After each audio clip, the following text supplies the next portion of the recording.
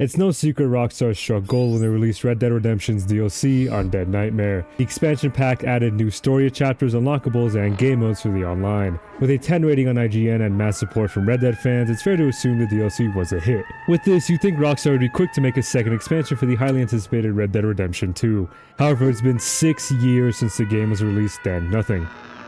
Rockstar has never officially released a statement that stated a DLC for Redemption 2. At most, they updated the online until a few years ago. But this neglect of Redemption's story leaves a crater of wasted potential. Join me today as I discuss what made Undead Nightmare so special and how Rockstar sold the bag when not releasing a second or spin-off of the DLC. Feel free to like and subscribe before we dive in, but let's start with what made Undead Nightmare so captivating.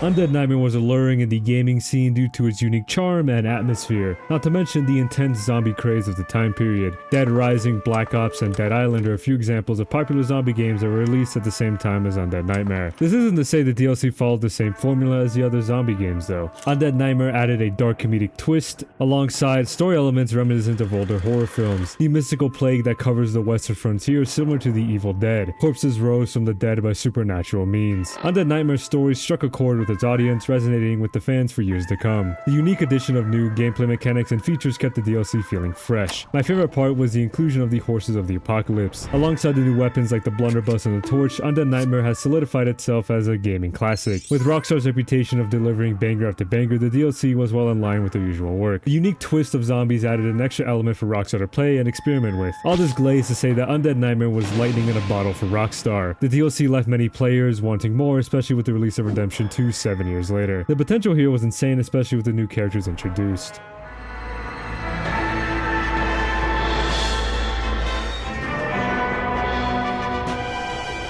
When it comes to making sequels to DLCs, it's certainly a trickier thing to pull off, especially in the case of Undead Nightmare. A lot of the appeal was zombies in Red Dead. Creating that same sort of captivation would be difficult for any other game studio, but considering this is Rockstar Games we're talking about, they 100% could have pulled it off. A good way would be to expand on the mythological element present in Nightmare. Instead of just zombies, Rockstar could have introduced werewolves, vampires, or even aliens. Redemption 2 is packed to the rim with unique Easter eggs and hidden details that hint to the supernatural side of the western frontier. UFOs, Sinclair's time travel, the man-bear pig, the ghost train, etc, etc. I could go on for a while about the untapped potential. A few ideas about the story content exist online. Arthur, risen from the dead after his bout with tuberculosis, walks to Earth seeking revenge on a now zombified Micah. Notable characters would have been zombie versions of Dutch, Bill, and Javier. Maybe even infected versions of the new additions to the Vanderlins like Sean, Lenny, or Hosea. Arthur Morgan would have been the main character, though in his alive or dead state, who knows. The timeline would either line up with the Redemption 2 story or follow Undead Nightmare 1. The best way to do it would have Undead Nightmare 2 take place in 1899, like how Undead Nightmare 1 took place in 1911. Otherwise, the narrative would start in Chapter 5. Arthur has been diagnosed with tuberculosis, slowly succumbing to the symptoms. As he grows weaker, he realizes a newfound hunger for flesh. From here on out, Arthur either has to save John and his family from himself, or stop other infected from spreading the virus. Another great narrative would be infecting Arthur with something new to redemption.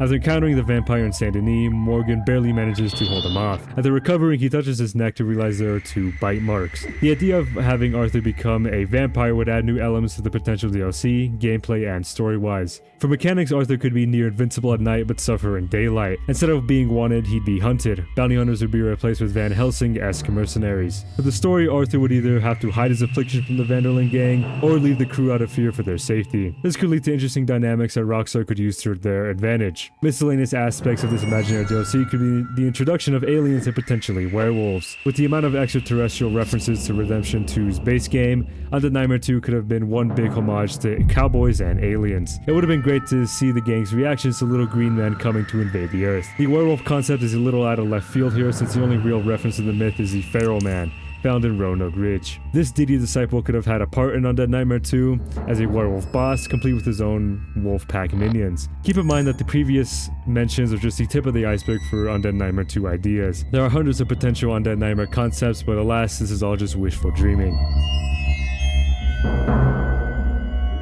Since it is currently 2024 and the last major Red Dead 2 update focused on the online mode, it's safe to say Undead Nightmare 2 is dead in the water. With Rockstar's current commitment to GTA 6, they won't be focusing on any other projects for a while. Truly disappointing, not just for Rockstar fans, but for other companies as a whole. Rockstar is leaving a model that says it's okay to abandon games with untapped story potential just to focus on the next cash grab. Another example of a game with wasted DLC potential is Spider-Man 2. Spoilers ahead, but essentially Carnage and Chameleon were teased within side missions. This built hype for an eventual release of DLCs focusing on these new characters. This will build up for months before Sony pulled the plug and announced Spider-Man 2 would not be receiving any extra content. While this is an extreme example, the point is story games aren't receiving as much DLC anymore. Red Dead Redemption 2 is no different, but it's an unfortunate reality we'll have to grow accustomed to. Maybe it's the fans' fault for speculating in areas where it wasn't needed. Rockstar never explicitly stated Redemption 2 would receive any DLC. The previous release before Redemption 2 was GTA 5, and that game didn't get any story content post-launch. Maybe blame bloated expectations people have grown nowadays. There's a lot of things you could pin the blame on, but at the end of the day, it's time to accept the cold facts. Undead Nightmare 2 is wasted potential that Rockstar didn't use and won't be using anytime soon.